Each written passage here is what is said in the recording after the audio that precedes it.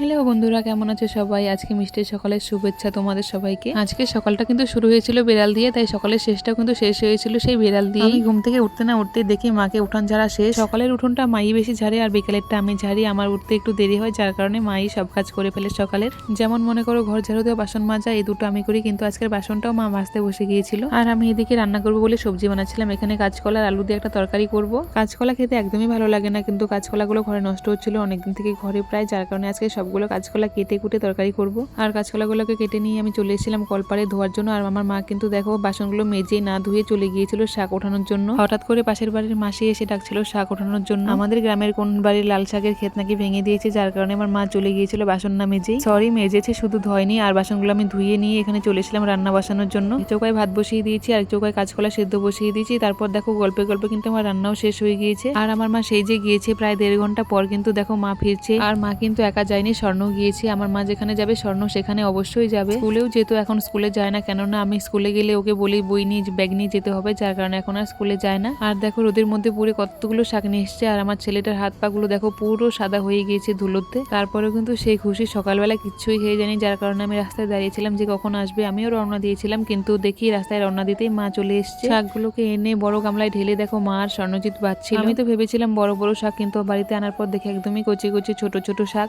এই ছোট শাকগুলো খেতে কিন্তু ভীষণ ভালো লাগে। আমরা যখন ছোট ছিলাম আমি আর আমার মাসির মেয়ে দুইজনে মিলে সারাদিন শাক টোকাতাম। এখন সবারই বিয়ে হয়ে গেছে, সবাই বদলে গেছে, শুধু আমিই বদলাইনি, মানে আমার জীবনটাই বদলাইনি। আমার বাড়ির আশপাশে আমার সঙ্গে যত মেয়ে ছিল ছোটবেলায় যাদের সঙ্গে খেলতাম তারা সবাই সুখে আছে, স্বামী শ্বশুর শাশুড়ি সবাইকে নিয়ে অনেক সুখে আছে। কিন্তু দেখো আমার কপালটা সেই জন্ম থেকেই খারাপ। জন্ম থেকে মানে একদম ছোট থেকে কিন্তু আমার কপাল খারাপ, তোমরা তো জানোই। আমি শুনেছি ভগবান যাকে দুঃখ দেয় তাকে নাকি সবসময় দুঃখ দিয়েই যায়। সেই প্রমাণটা কিন্তু ভগবান আমাকে দেখিয়েও দিয়েছে। তারপর শাকটা রান্না হয়ে গেলে তিনজনে মিলে খেয়ে দিয়ে চলে এসেছিলাম আমি আর স্বর্ণ। ওকে তো টিভি দিয়ে বসিয়ে রেখেছি আর আমি এদিকে এসএআর ফর্ম ফিল আপ। 2 দিন থেকে এসএআর ফর্ম ফিল আপ করার জন্য অনেক লোক আমাদের বাড়িতে আসে, অনেকের ফর্ম ফিল আপ করে দিয়েছি। আর আমাদেরগুলোই দেখো করা হয়নি, আমাদেরগুলোই আজকে করছি।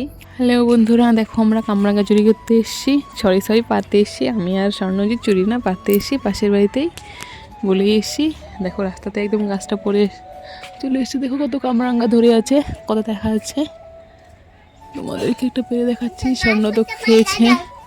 গাছ শুদ্ধা পেরে দিব, খাচ্ছিস তো, দাঁড়াও পেরে নিই। পারা যাচ্ছে না, পরে পেরে নিই, পরে ভিডিও করছি। কামরাঙ্গাগুলো পেরে নিয়ে এসে তার কারণ হলো দেখো আমি বাসন মাজবো, ঠাকুরের বাসনগুলো একদম পুরো কালো হয়ে গিয়েছে। আমার দিদা যেহেতু সবসময় পুজো করে আর বাসনগুলো ভালো করে মাজে না, যার কারণে আমি আজকে কামরাঙ্গা নিয়ে এসেছি মাজার জন্য। আমার মা সবসময় বলে টক দিয়ে পেতলের বাসন মাজলে নাকি অনেকটাই পরিষ্কার হয়, যার কারণে আমি একটা কামরাঙ্গা নিয়ে এসেছি পেতলের বাসন মাজার জন্য। আর দেখো স্বর্ণ কিন্তু আমাকে হাতুর দিয়ে কামরাঙ্গাগুলো ছেঁচে দিচ্ছে আর নিজের মুখেও ঢুকাচ্ছে। যাই হোক, দুষ্টুমি করলেও কিন্তু আমাকে অনেকটাই কাজে হেল্প করে।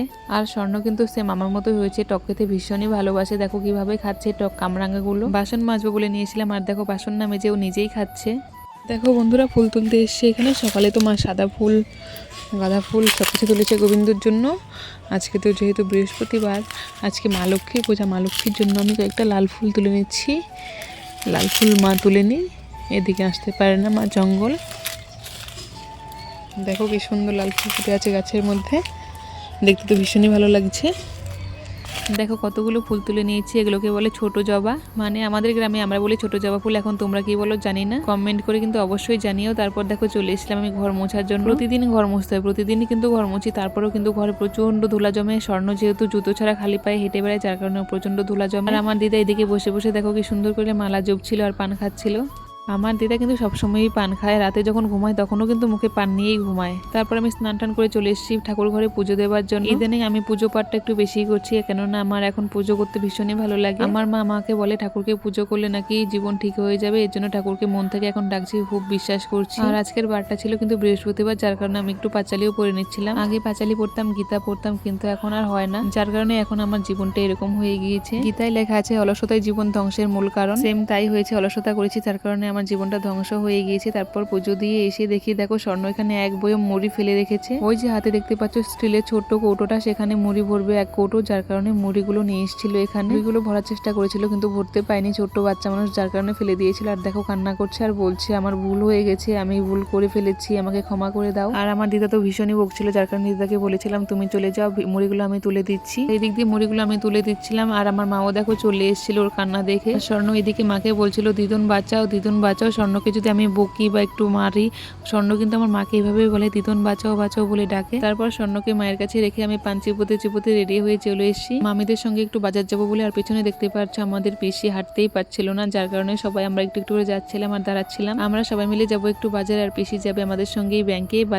বাজারে যাওয়ার আগে ব্যাংকে পিসিকে নামিয়ে দিয়ে যাব। মানে পিসি তো সেরকম সবকিছু চেনে না, যার কারণে পিসি আমাদের সঙ্গেই যাচ্ছে। তারপর দেখো পিসিকে নামিয়ে দিয়ে কিন্তু আমরা সবাই মিলে বাজারে চলে এসেছি। এখানে আমি আর বড় মামি চলে এসেছিলাম মাছ বাজারে মাছ কেনার জন্য। আর যেহেতু এখন দুপুর হয়ে গেছে, মাছ বাজারে কিন্তু এখন সেরকম মাছ পাওয়া যাচ্ছে না। দেখো এখানে দেখতেই পাচ্ছ মাছ নেই। আগে লোকাল মাছ দেখতে এসেছিলাম, কেননা আমার দিদা লোকাল মাছ খেতে ভীষণই পছন্দ করে, কিন্তু লোকাল মাছ সেরকম পাইনি, ছোট ছোট একদমই ছিল। স্বর্ণবার খেতে পারবে না, যার কারণে লোকাল মাছ নিইনি। তারপর মাছ না পেয়ে আমি রুই মাছই নিয়ে নিয়েছিলাম, আর মামি নিয়েছিল রূপচাঁদা মাছ। লোকাল রুইটা হলে আমার দিদার খেতে ভালো হয়, কিন্তু এই চালানি রুইটা আমার দিদা একদমই খেতে পারে না, দিদার নাকি খুব বন্ধ করে। তারপর মাছ বাজার থেকে দেখো আমি কতগুলো বাজার করে নিয়েছি, ব্যাগের ফিতাটাও ছিঁড়ে গিয়েছে, যার কারণে ব্যাগটা আমাকে ওইভাবে নিয়ে আসতে হলো আমাকে গালামালের দোকানে। আমি তো ভাবিনি যে আজকে এতগুলো বাজার হয়ে যাবে। বাজার করতে করতে আমার এতগুলো বাজার হয়ে গিয়েছিল যে ব্যাগের ফিতাটাই পুরো ছিঁড়ে গিয়েছিল, আর কোমরে নিয়ে সারা বাজারটা ঘুরেছি। আর এদিকে দেখো বাড়িতে ফেরার সময় টোটোতে জায়গা ছিল না বলে আমার বড় মামি আরেকটা মামির কোলে একদম উঠে বসে গিয়েছে। এটাই দেখে আমরা সবাই মিলে হাসছিলাম। দেখো পাশে আরেকটা মামি বসে আছে, ও ভিডিও করছি বলে ওই মামিটা লজ্জা পাচ্ছিল অনেকটাই, আর এই আমার বৌদিও খুব লজ্জা পাচ্ছে। তারপর গল্পে গল্পে বাড়িতে পৌঁছে গিয়েছি, আর স্বর্ণর দেখাও পেয়ে গেছি। স্বর্ণর চাউমিনটা পেয়ে খুবই খুশি, আর আমাকে দেখে বিড়ালটাও দৌড়ে চলে এসেছে। ভিডিও শুরুটাও বিড়াল দিয়ে, শেষটাও বিড়াল দিয়ে। কেমন লাগলো জানিও।